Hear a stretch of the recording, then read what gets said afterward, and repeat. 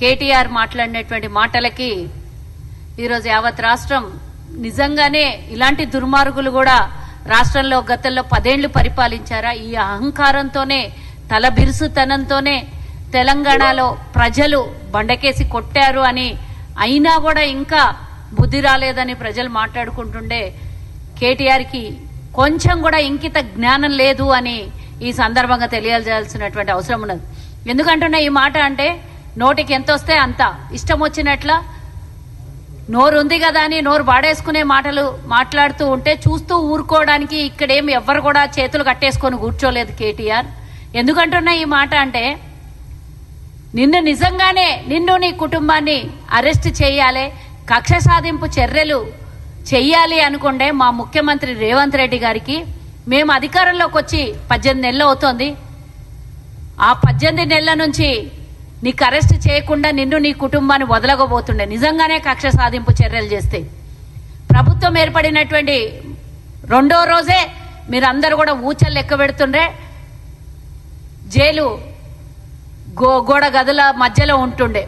కానీ అయినా కూడా లైన్ దాటకుండా చట్ట పరిధిలో ఏ పని చేసినా న్యాయబద్ధంగా చట్ట పరిధిలో మీరు చేసినటువంటి అవినీతిని న్యాయబద్ధంగా ప్రజల ముందు ఉంచి విచారణలు జరిపి మీరు చేసినటువంటి అవినీతిని ప్రజల ముందు పెట్టి మిమ్మల్ని జైలుకు పంపించాలి అని మా ముఖ్యమంత్రి గారు ఎక్కడ కూడా ఒక్క లైన్ క్రాస్ కాకుండా గత 18 నెలల నుంచి మీకు విచారణలు జరుగుతున్నాయి.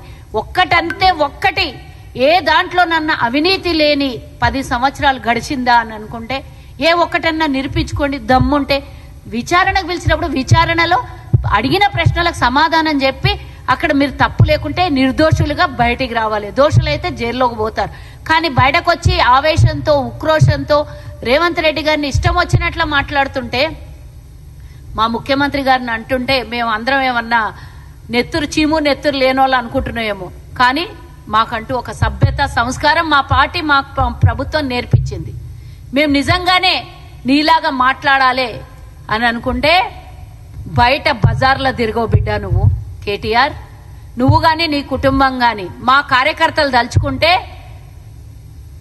కాంగ్రెస్ అభిమానులు దలుచుకుంటే ఈరోజు ప్రజాప్రభుత్వం ప్రజల కోసం పరిపాలన చేస్తుంటే నిజంగా నువ్వు మాట్లాడినటువంటి మాటలు కాదు కదా, ప్రభుత్వం ఏర్పడిన వెరీ నెక్స్ట్ డే నిన్ను బయటకి ఇంట్లో నుంచి బయటికి వెళ్ళనీయకుంటుండ్రి, కాలర్ బట్టి గుంజి రోడ్ల మీద కొడుతుండే.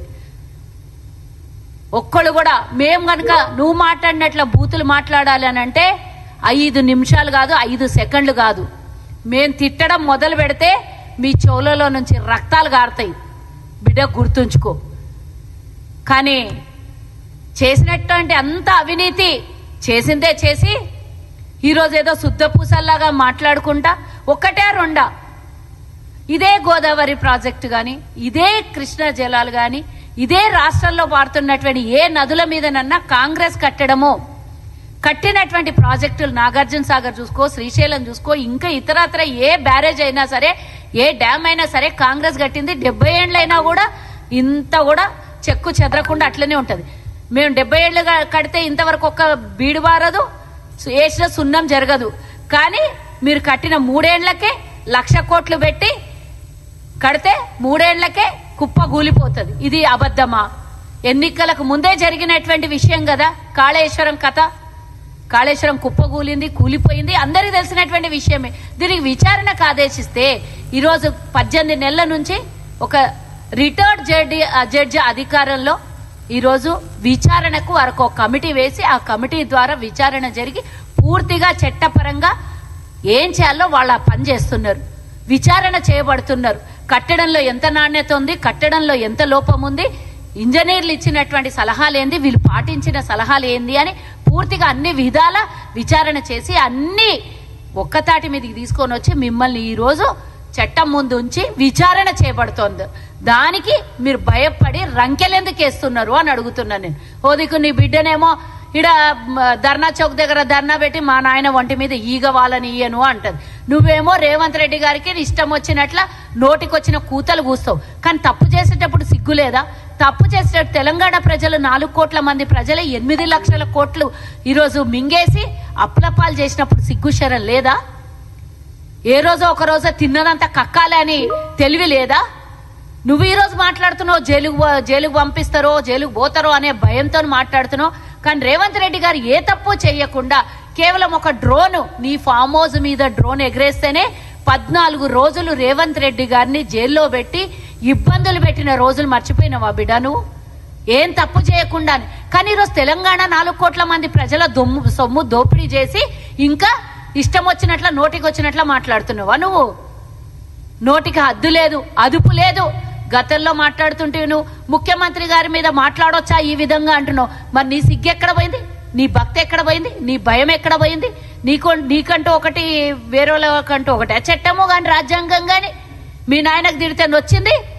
మరి రేవంత్ రెడ్డి గారు కూడా ముఖ్యమంత్రే కదా, వయసులో ఎంతటి వారైనా ఆ కుర్చీ గౌరవించాలి కదా. మరి నువ్వెందుకు గౌరవిస్తలేవు? ఎందుకు తిడుతున్నావు నోటికి వచ్చినట్ల?